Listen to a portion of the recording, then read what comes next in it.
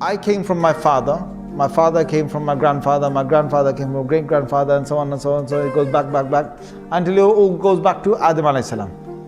So then then Allah created Adam alayhi salam. So if you say, okay, what was before that? You say, well, the jinns were there. What was before that? Allah created the malaika before that. Then you say, okay, what was before the malaika? Then you say, okay, it's Allah Azza wa Jal. It's Allah Azza wa Jal. There will be a question that the shaitan will put forth. He will say, هَذَا خَلْقُ اللَّهِ فَمَنْ خَلَقَ اللَّهِ. This is the creation of Allah, so who has created Allah? Na'udhu billah. So if you think backwards in time, you think, well, what was there before Allah? But before only comes because you're thinking about time.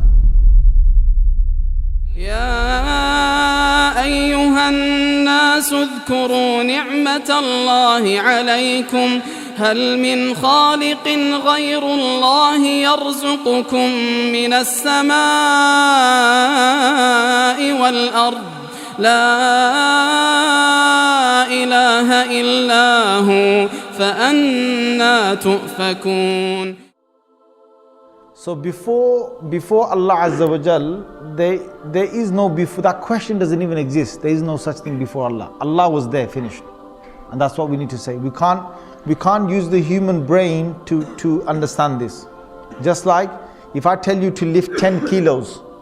If I tell you to lift 10 kilos right now, you can lift 10 kilos. If I tell even a super strong person, you lift with one arm 1,000 kg. Can you do it? No. If I tell him to do 10,000 kg, can you do it? No. So there's a limit to this, the limit to the muscles. If I say with the eye, how far can I see?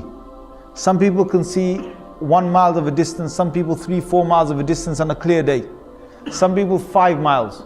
But if I tell him to see with this eye, a human eye, without any binoculars, without any telescope, without anything, to look and to see as far as 100 miles or 200 miles. Can the human eye do that? No. So the human eye is limited. The human muscles are limited. The ears. Even if there's a massive explosion on halfway across the world or quarter way across the world, I can't hear that. The human ear can't pick that up. So we're limited. We're limited with hearing, with sight, with touching, with lifting, with walking, with energies. So we're limited with the brain. We're limited with the brain. There's so much a human can think. It's limited. So would me and you be able to know about the unseen world, about Allah, without any prophet? Yes or no? Yes or no? We can't. It's only through the prophets. So whatever the prophets now tell us about Allah, we have to trust it. The human can't bring now new arguments about Allah from himself. It won't work. Because the whole concept of Allah is not a man-made thing. Allah has sent prophets to the earth to talk about God. So if a question is now said about Allah Azza wa Jal, about who He is, what He was and so on, no human being can ever come and talk about God without a dalil and without a prophet evidence. You have to go through a prophet. So when philosophers, when scientists, when your normal ordinary human beings, they talk about God and that God must be this, God must be that, we do not accept the authority of anybody. We accept only the authority of the Anbiya, of the prophets, because they were told about God, from God, they were told who God is. So you have to go through them to find out who God is.